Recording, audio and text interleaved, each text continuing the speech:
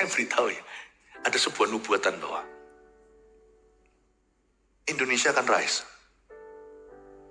Saya kasih satu alasan, waktu saya berdoa saya dapat ini. Sekali lagi, hari ini bukanlah minggu pengajaran, minggu nubuatan.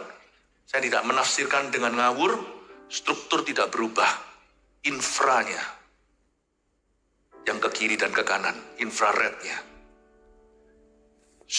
Kenapa sekarang turun derajat sampai ketawanan?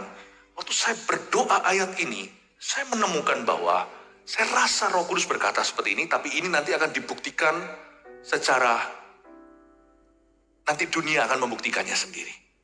Tapi saya secara rohani mendapatkan radar bahwa sebenarnya yang dibutuhkan oleh banyak negara agar mereka jadi besar, itu sumber dayanya di Indonesia semua.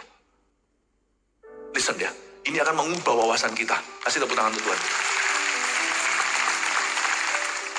Saya nggak tahu, tapi saya bisa nemukan lewat sejarah aja. Misalnya, negara-negara dulu kenapa berlomba-lomba atas Indonesia. Misalnya seperti Belanda, seperti negara-negara lain. Kenapa mereka semua berlomba ke sini?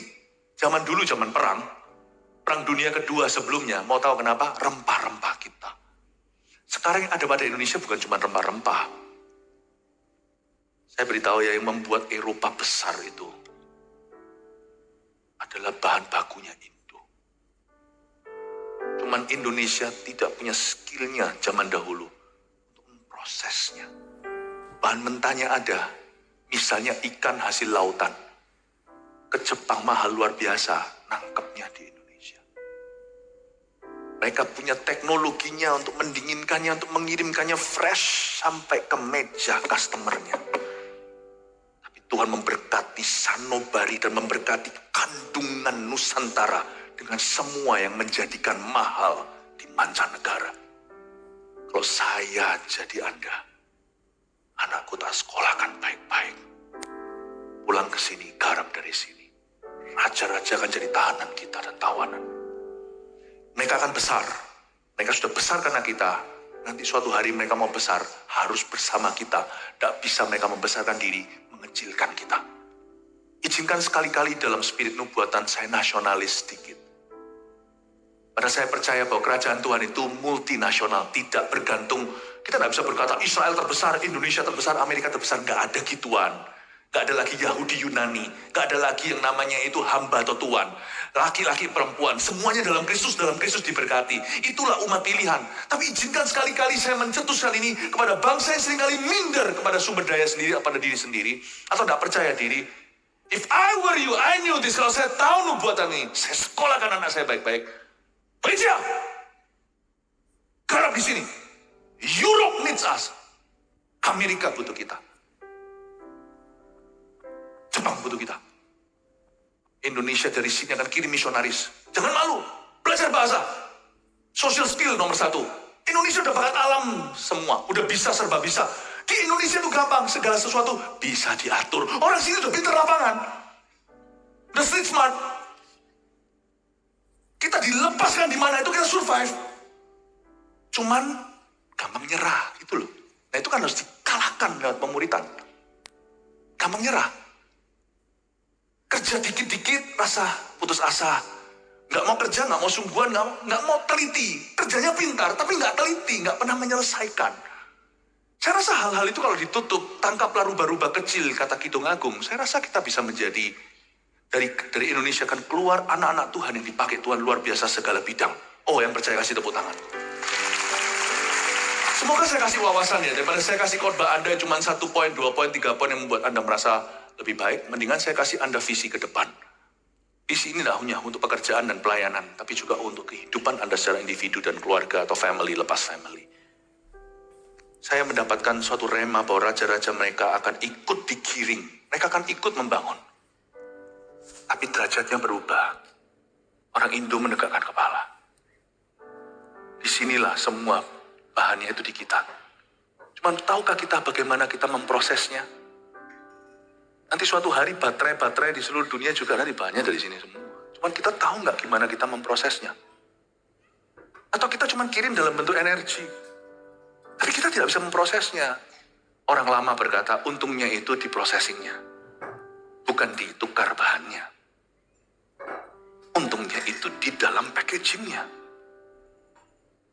Bapak Ibu Saudara, saya makan coklat enak. Dari Indonesia ternyata.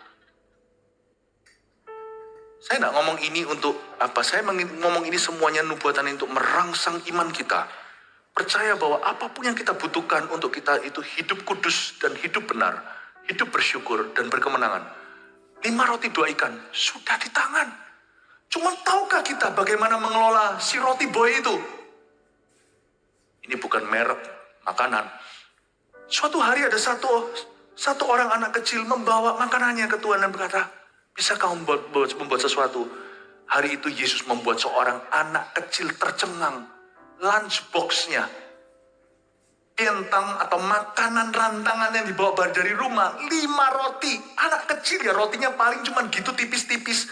2 ikan, paling ikan kecil-kecil, bukan ikan kakap yang besar di Jimbaran. Itu sama Yesus dibelah-belah sampai 5.000 orang makan dia. Oh, itu anak kecil langsung tercengang-cengang. Bisakah kita membuat keturunan kita tercengang sama Tuhan? Baru setelah itu memberi makan 5.000 orang. Can you do that? Bisakah kita menunjukkan pada mereka sebagai spy atau sebagai pengintai? Seperti Yosua dan Kalebnya, seperti 2 pengintai itu yang masuk ke Kanaan dan memberitahu, wow guys, ngomong sama anak sendiri. Kamu lihat gak visi ke depan? Do you see it? Enggak, Daddy, enggak apa-apa. Aku cuma melihat rasa-rasa, enggak bisa lah. Adik mana mampu, mana bisa lah. Keluarga kita ini orang biasa.